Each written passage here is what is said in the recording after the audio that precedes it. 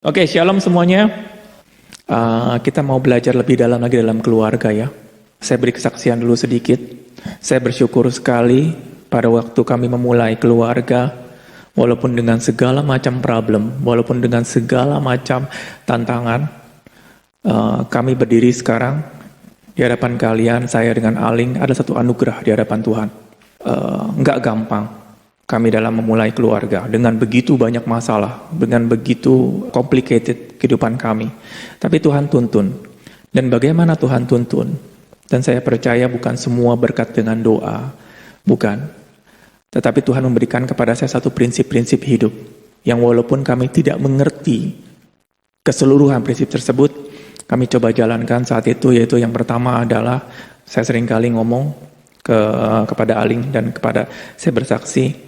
Waktu kami memulai satu hubungan keluarga, kami menetapkan ada satu prinsip. Saya ngomong sama istri saya, biarpun kita ribut, walaupun kita melakukan hal-hal yang buruk, jangan sekali-kali bilang cerai, atau jangan sekali-kali berpikir soal cerai. Itu yang membuat kami walaupun dengan segala masalah, dengan segala keributan yang kami hadapi, kami bisa melalui segala sesuatu.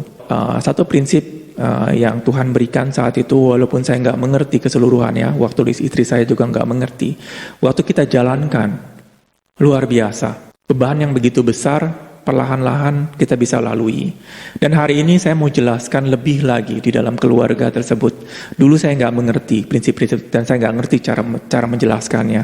Makanya waktu saya ngomong sama istri saya, gimana ya cara ngomongnya kepada orang-orang tentang keluarga. Saat itu kalau saya bilang katakan jangan bercerai, jangan ngomong cerai. Jujur apa yang kita bilang jangan, apa yang dilakukan orang akan sebaliknya. Dimana saya mau terangkan lebih dalam lagi soal yang namanya Adam dan Hawa.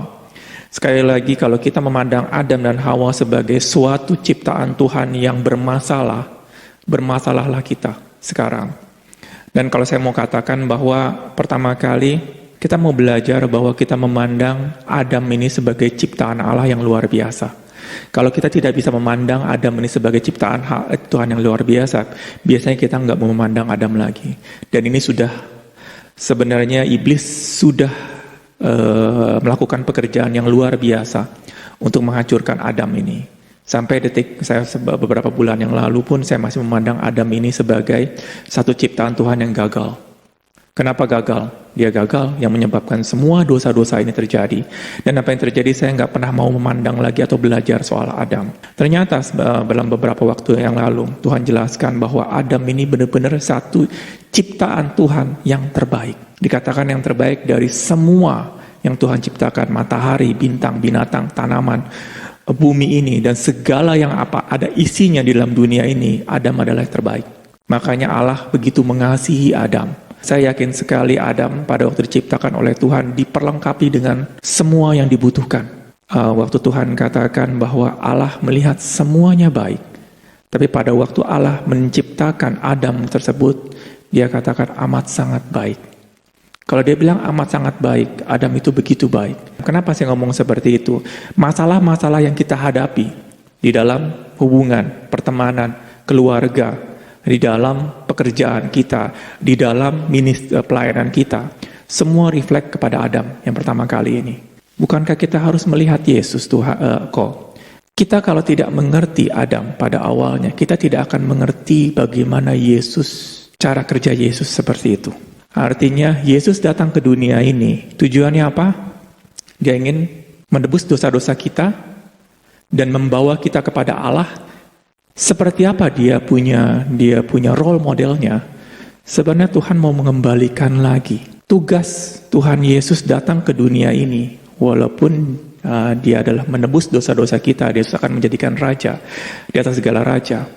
Tetapi di hati Tuhan Yesus, di dalam pikiran Tuhan Yesus, dia ingin mengembalikan kemuliaan kepada Allah Bapa. Saya dulu berpikir bahwa semua kemuliaan ini akan diambil oleh Tuhan Yesus dan Tuhan Yesus akan berdiri di dalam semua manusia itu dan dikatakan akulah raja, sembahlah aku. Saya dulu berpikir seperti itu karena kita semua harus menyembah Yesus dan kita harus memang mesti menyembah Yesus.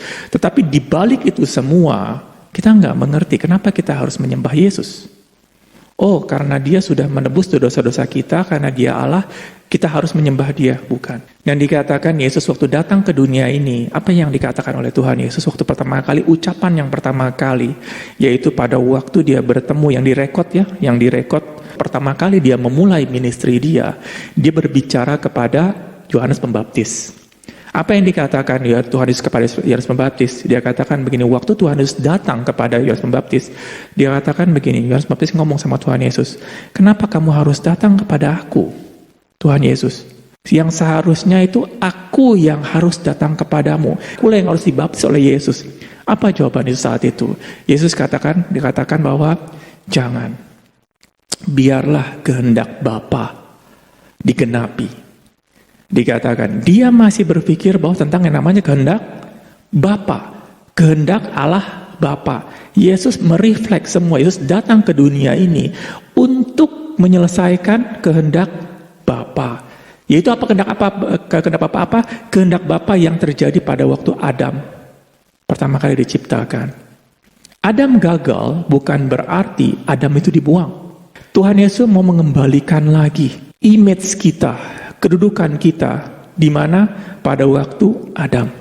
Jadi pada waktu saya mengerti seperti itu, ada satu konsep yang luar biasa, ternyata pada waktu kita meninggal, kita tidak akan dikirim ke surga dan stay di sana.